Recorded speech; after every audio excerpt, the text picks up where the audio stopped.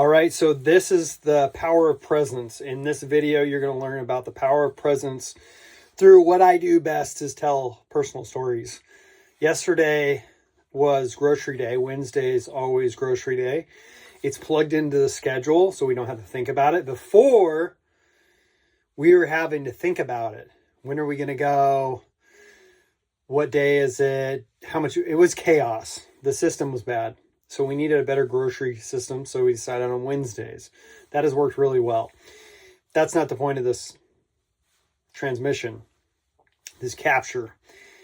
The power of presence came to me yesterday after we were out and about a couple hours into the grocery, maybe like an hour, and we got into a little spat. And then we resolved it.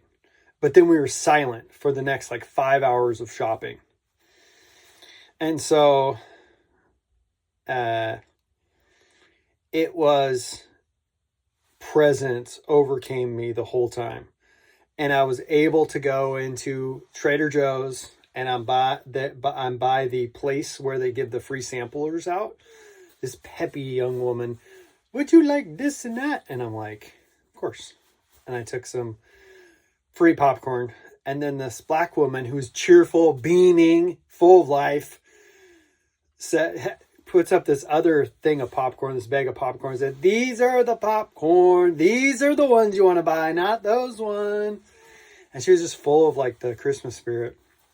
And I thought that was fun. And she was right, because I've had those bag of popcorn that she had in her hand. And those are bomb. Okay, I don't eat much popcorn anymore, but those, if you're going to eat popcorn, I think they were in a red bag. So anyways, I was able to be at each and every grocery store when it was packed, fully present. Meaning there was no mind interference. There was no noise, the voice inside the head constantly chattering. Remember the brain, hold on. Remember the brain is both a transmitter and a receiver. So you're transmitting through your thoughts and your feelings and your emotions and all that jazz. And then you're also receiving from what they call the field, the quantum field. I call it God's hologram because I love God, love Jesus, love talking about it in that context.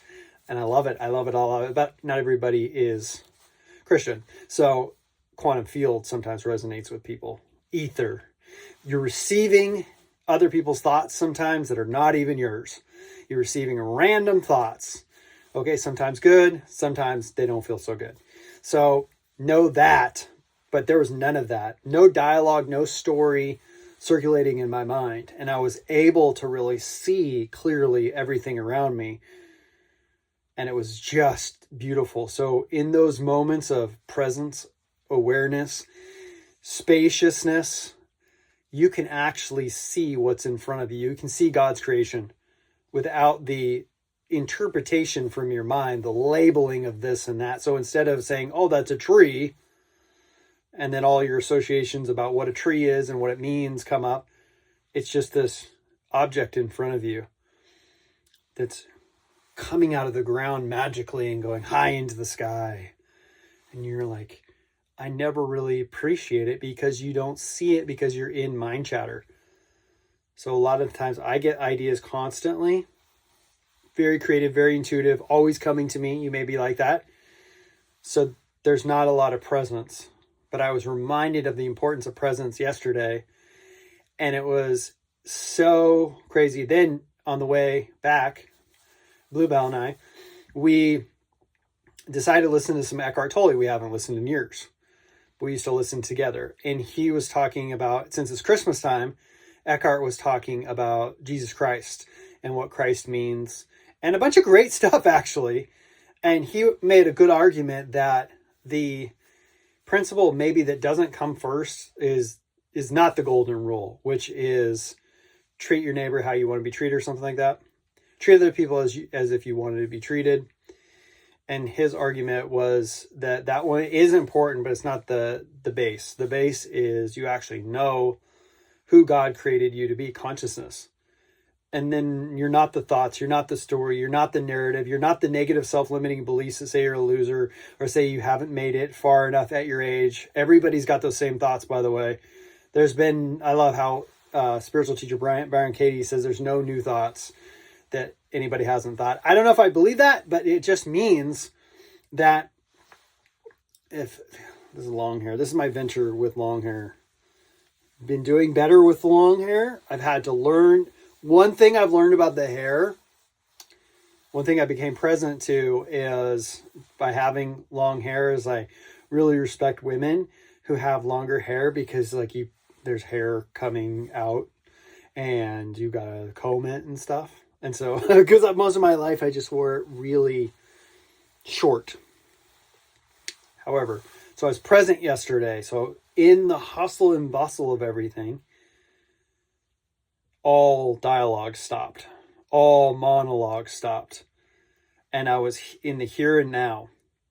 And it was just, which is all there ever is, it was just beautiful.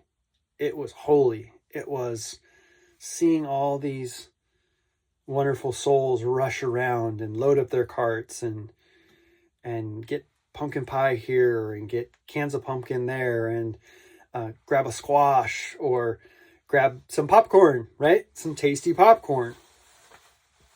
So this is a reminder to be present, and presence is something you got to practice. This is the first time I learned the power of presence. It's when I was a dating coach for men, but one of my clients invited me on a double date with their friend. And I'm sitting at the bar with the friend that I was on a date with. And we just started talking and I went full on present with her. I was very interested in what she was saying. She was very fascinating. And I was like, what is this? It was the first taste of being really present. Really present. Really with someone. Being the one you're with. There's this old sales axiom. Never used that word in my life.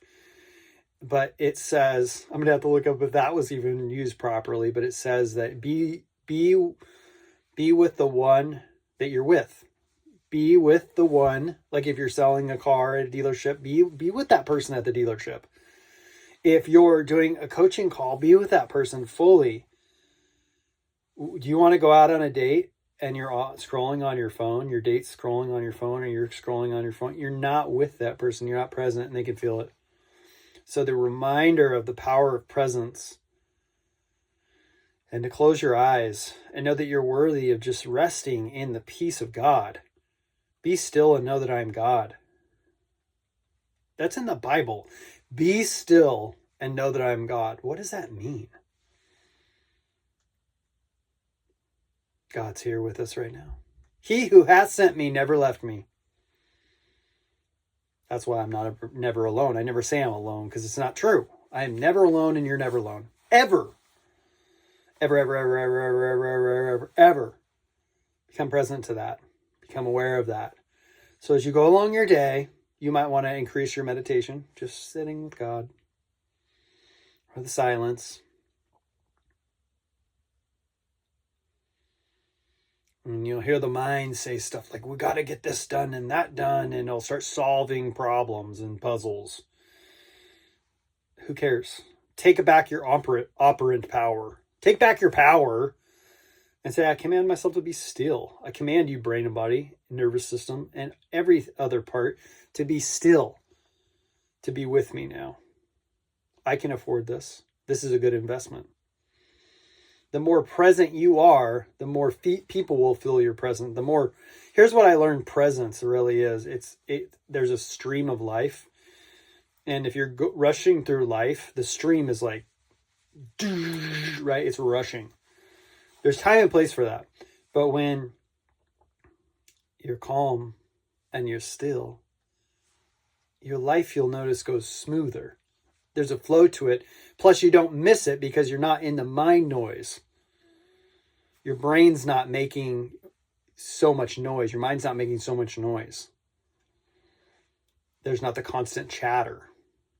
There are people reportedly have no chatter in their mind. I'm not one of them. And I've never met one. Do you have chatter in your mind? Do you have a monologue? You're not that person. You're the consciousness watching it all. Love you. Bye.